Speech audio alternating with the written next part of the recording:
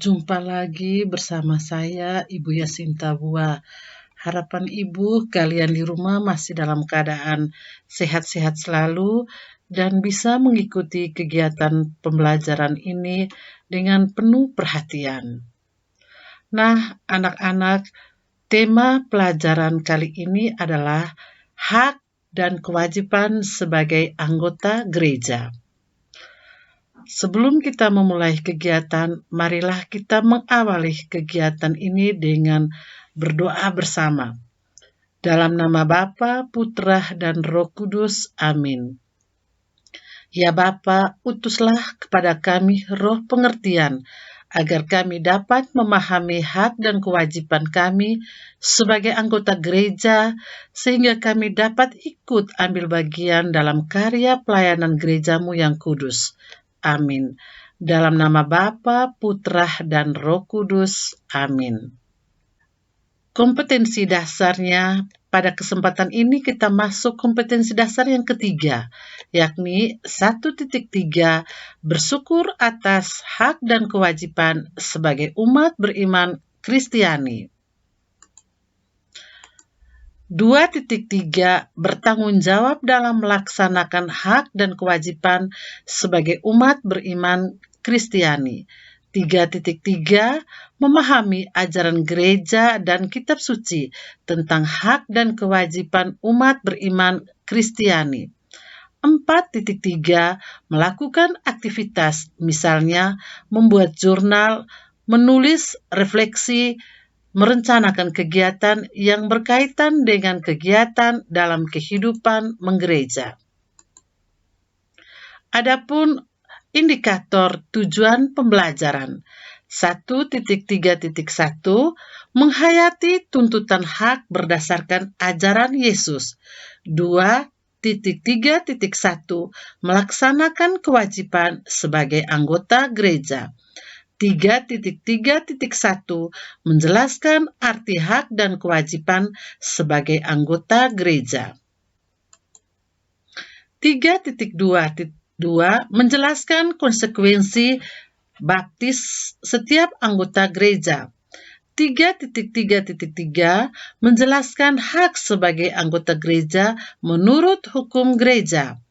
3.3.4, mendiskusikan sikap terhadap hak dalam gereja berdasarkan kitab suci, Injil Markus bab 10 ayat 35 sampai 40. 3.3.5, menyebutkan beberapa kewajiban sebagai anggota gereja. 4.3.1, membuat rencana kegiatan untuk terlibat sebagai anggota gereja. Nah, anak-anak, adapun langkah-langkah kegiatan pembelajaran, yakni langkah yang pertama, kalian bisa mengamati gambar tentang hak dan kewajiban sebagai anggota gereja dan gambar berikut ini, yakni gambar 1, gambar 2, gambar 3, gambar 4, gambar kelima, dan gambar ke-6.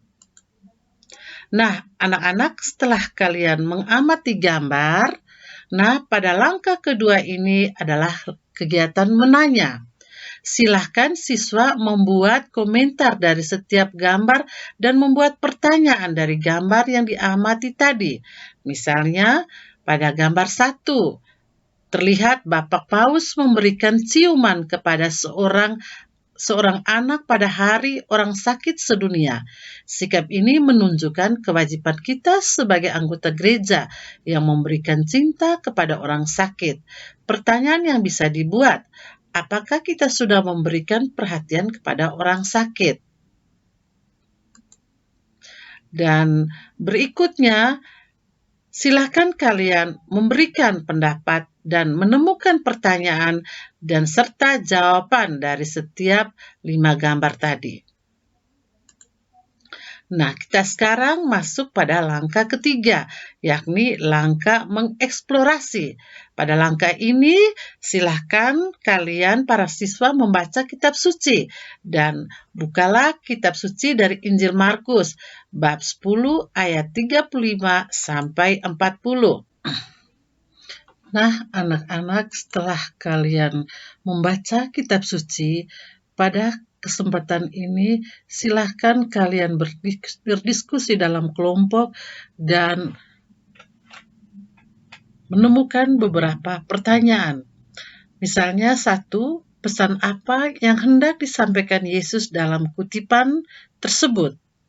Kedua, menurutmu apa kaitan antara hak dan kewajiban? 3. Bagaimana seharusnya kita melaksanakan kewajiban sebagai anggota gereja? 4. Apa yang kita peroleh jika kita sudah melaksanakan kewajiban sebagai anggota gereja? Pada langkah berikutnya, kita masuk langkah keempat, yakni kegiatan mengasosiasi. Kegiatan ini adalah silakan kalian merumuskan atau menemukan jawaban dari pertanyaan tadi.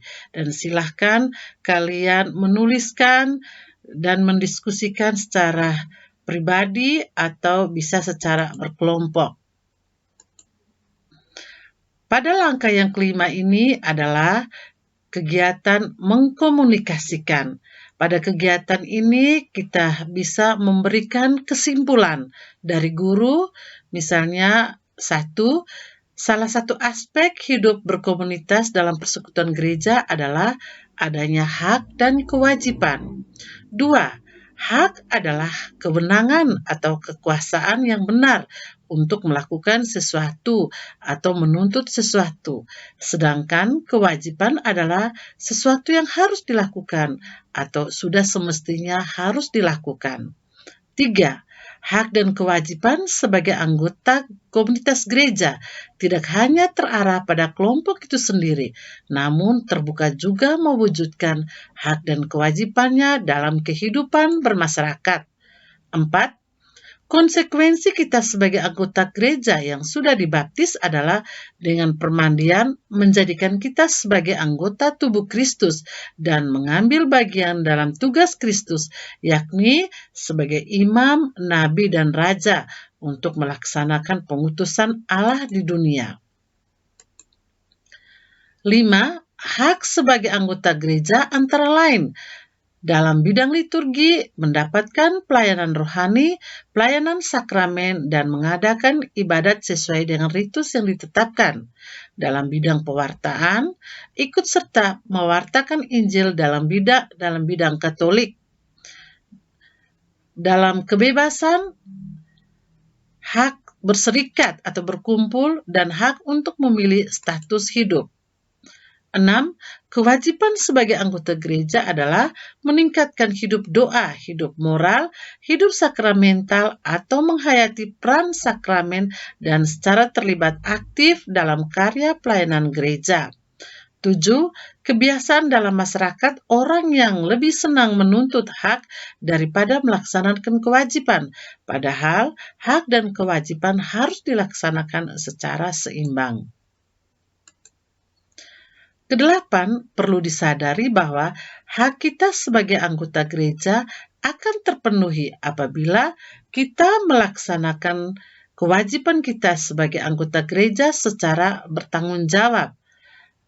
Dalam bahasa kitab suci, carilah dahulu kerajaan Allah dan kebenarannya, maka semua itu akan ditambahkan kepadamu. Bandingkan dari Injil Matius bab 6 ayat 33. 9. Menjadi murid Yesus menuntut perubahan hati secara mendasar, metanoia atau pertobatan religius yang sering dilambangkan dengan meninggalkan hak milik, bukan menuntut untuk dipenuhi haknya. Baca Markus bab 10 ayat 21. 10. Menjadi murid Yesus berarti ikut serta dalam tugas pelayanannya, bersedia mencintai orang lain dengan penuh pengorbanan, tanpa syarat dan tanpa batas. Motivasi utama melaksanakan kewajiban adalah bukan untuk memenuhi kepentingan pribadi semata, melainkan perlu menempatkan diri dalam upaya mencari kerajaan Allah. 11. Hak sebagai anggota gereja menurut hukum gereja adalah menyampaikan kepada para gembala gereja keperluan-keperluan mereka, terutama yang rohani, dan harapan-harapan mereka. Berhak menerima dari para gembala, terutama menerima sabda Allah dan sakramen-sakramen, mengadakan ibadat kepada Allah, bebas mendirikan perserikatan-perserikatan dengan tujuan untuk kesalehan dan amal kasih, menjalani hidup selaras ajaran Injil, mempunyai hak atas pendidikan Kristiani, dan mempunyai kebebasan memilih status hidup. 12. Nah, sekarang lihatlah kebiasaan kita. Apakah lebih sering menuntut hak daripada kewajiban?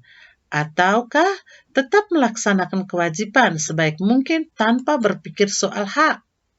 13. Sebagai orang beriman Kristiani yang sudah dewasa imannya, seringkali tidak terlalu berpikir tentang haknya. Yang terpikir olehnya adalah apa yang dapat ku perbuat demi kebahagiaan komunitas atau kelompok gerejaku. Ia tidak bersikap minimalis, melainkan berupaya menyumbangkan miliknya yang terbaik bagi gereja. Yang terpenting adalah bagaimana agar dirinya bisa bertumbuh dan berkembang dalam iman dan kepercayaan kepada Allah. Anak-anak, setelah kita mendengar penjelasan rangkuman akhir tadi, silahkan kalian mengerjakan tugas ini. Yang pertama, jelaskan arti hak dan kewajiban sebagai anggota gereja. 2. Jelaskan konsekuensi baptis setiap anggota gereja. 3. Jelaskan hak dan kewajiban sebagai anggota gereja menurut hukum gereja. 4. Jelaskan sikap terhadap hak dan dalam gereja berdasarkan Injil Matius bab 10 ayat 35-40. 5. Sebutkan beberapa kewajiban sebagai anggota gereja. 6. Buatlah rencana Anda secara pribadi untuk terlibat sebagai anggota gereja. Anak-anak, sekian saja penjelasan dari materi tadi, dan mari kita akhiri kegiatan pembelajaran ini dengan doa. Dalam nama Bapa, Putra, dan Roh Kudus. Amin. Allah Bapa yang Maha Kasih, puji syukur kami haturkan kepadamu karena kami telah mengikuti kegiatan pembelajaran melalui video pembelajaran. Semoga masing-masing kami mampu menyadari dan melaksanakan hak dan kewajiban kami sebagai anggota gerejamu yang kudus, sehingga terciptalah kesejahteraan dan keselamatan bersama sebagai umatmu. Ya Tuhan, doa dan harapan ini kami sampaikan kepadamu lewat perantaran Putramu Yesus Kristus, Guru ilahi kami. Amin. Dalam nama Bapa, Putra, dan Roh Kudus. Amin.